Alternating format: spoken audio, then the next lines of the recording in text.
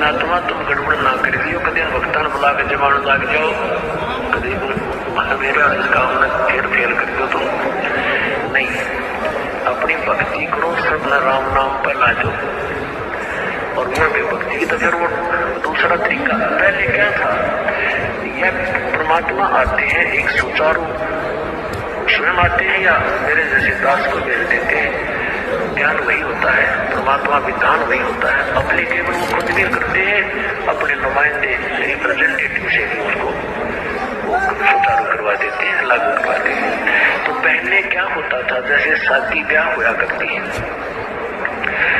ब्याह होता था तो पूरे गांव में से प्रत्येक, पहले तो चूल्हा नोट होया करता, छोटे घर थे, गांव थे, पूरे के पूरे घर को आमंत्रित करते थे कि आज आपने हमारे घर भोजन खाना है। जिस दिन ब्याह होता था बेटे या बेटी का, तो क्या कारण था कि वो सभी भक्ति करते थे, साधना किया करते थे, और इसी प्रकार उन्होंने अपने समागम शुरू किए थे भी, एक आध्यात्मिक अनुष्ठान भी करते थे। जो तो अभी भी लगाते भंडार जो करते हैं ना, ये शादी में जो जलेबी लड्डू बनाते हैं, कहीं रखते हैं ना, जोत अब भी जलाते हैं उसमें। तो अब तुम लकीर पीट रहे हैं और आज तुम्हारे खा का ये मैं तुमने बोला, मैं तुम्हारे खा का आया था, इसलिए वो एक परंपरा बनी। पहले ये उद्देश्य था कि सभी भक्ति करते थे और भक्तों को अपने घर पर बुला के आहार कराया करते थे। तो ऐसे फिर वो कभी उनके होता था, वो भी यही लालच करते थे कि सारे भक्त आवें, भगवान की यहाँ चर्चा चलावें, अन्न खावें, संत को खिलाने का लाभ मिले।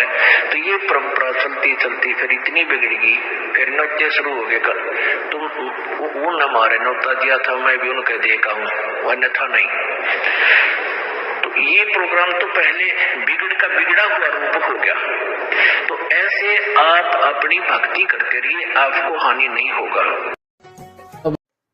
सत साहेब सतगुरुदेव जी की जय। सभी भगत भाइयों को कृष्णादासी का सत साहेब। हमारे समाज के भाई बहन, उनके लिए प्यार भरा नमस्ते।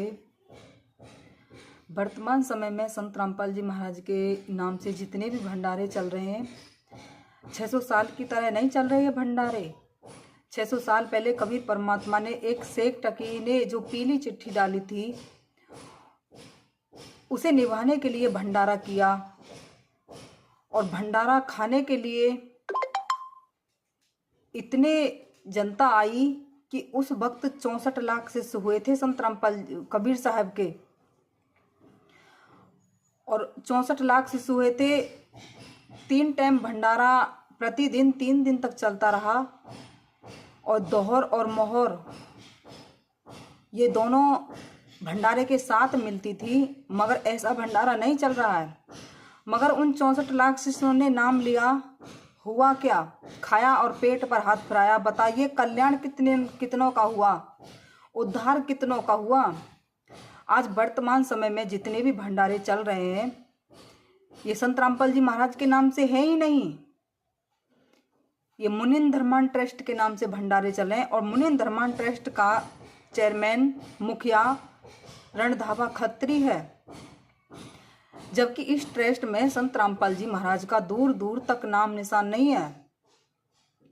और संत रामपाल जी महाराज ने तो स्पष्ट सत्संगों के माध्यम से बताया हुआ है कि किसी को बुला करके भंडारा नहीं कराना है,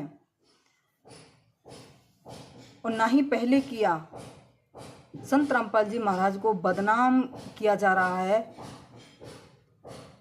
बड़ाई तो 600 साल पहले भी कबीर परमात्मा की थी कि वाह कितना बड़ा भंडारा, कितना बढ़िया भंडारा, 3 टाइम मोहर दोहर दी जा रही है। ये ऐसी बातें फायदा क्या है जब कोई सीबीआई की जांच नहीं करवा सकता? किसने संत रामपाल जी महाराज को फंसाया, इसकी जांच नहीं करवा सकता, तो ऐसी भीड़ बढ़ाने से फायदा क्या है? वाह तो कबीर साहब की भी हुई थी। भगत कहते हैं कि भंडारा करने से पब्लिक जुड़ रही है। पब्लिक तो 600 साल पहले भी जुड़ी थी भाई मेरे। उस पब्लिक ने किया क्या? ऐसी पब्लिक बढ़ाने से फायदा क्या? जो खाते हैं और पेट पर हाथ फिराते हैं, यूं ही चले जाते हैं। ऐसे 600 साल पहले भी भंडारा हुआ। तो मेरा सभी से यही प्रार्थना है कि संत रामपाल जी महाराज के नाम से तो ये भंडारे चल नहीं रहे, मुनिन धर्मान ट्रस्ट के नाम से चल रहे हैं भंडारे। जितनी भी शादियां रमेड़ी हो रही हैं ये मुनिन धर्मान ट्रस्ट के आधार से हो रही हैं और नाम संत रामपाल जी महाराज का लिया जा रहा है, बदनाम संत जी को किया जा रहा है। सभी से यही प्रार्थना है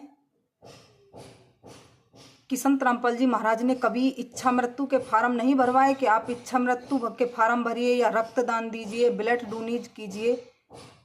ये मुनिन धर्मान ट्रस्ट जितने भी कार्यक्रम कर रहे हैं मुनिन धर्मान ट्रस्ट के आधार से हो रहे हैं। न कभी कबीर साहब ने कहा कि आप आत्महत्या कीजिए।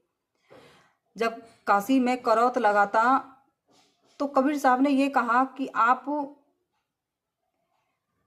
क्यों मरते हो, ऐसे मरने से स्वर्ग प्राप्त नहीं होता। तो मेरा सभी से यही प्रार्थना है कि आप इच्छा मृत्यु के फार्म भरवा रहे हो तो आप सतलोक नहीं जा सकते। ऐसे संत रामपाल जी महाराज ने किसी की हत्या करने के लिए आदेश नहीं दिया कि आप हत्या करें, अपनी आत्महत्या। तो मेरा सभी से कर्व निवेदन है कि इच्छा मृत्यु के जो फार्म भरे हैं इस विचारण करें, सत्संगों के माध्यम से विचारण करें कि संत रामपाल जी महाराज ने कब ऐसा आदेश दिया कि हम अपनी इच्छा से मरें।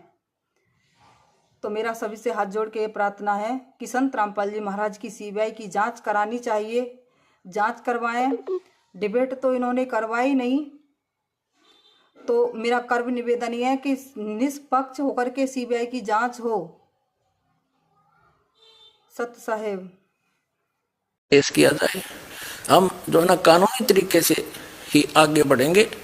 हम किसी के साथ झगड़ा करना कभी ना सोचे, लेकिन वो सीबीआई से जांच क्यों नहीं कराई जा रही? यदि वहां ऐसा बुरा क्रम होता था और हमारा कोई दोष है तो सीबीआई से जांच करा दो, दूध का दूध और पानी का पानी हो जाए। हम आज भी यही प्रार्थना करते हैं कि एक बार सीबीआई से जांच करा दो। ये मुख्यमंत्री तक अंदर होंगे उस दिन जिस दिन सीबीआई से जांच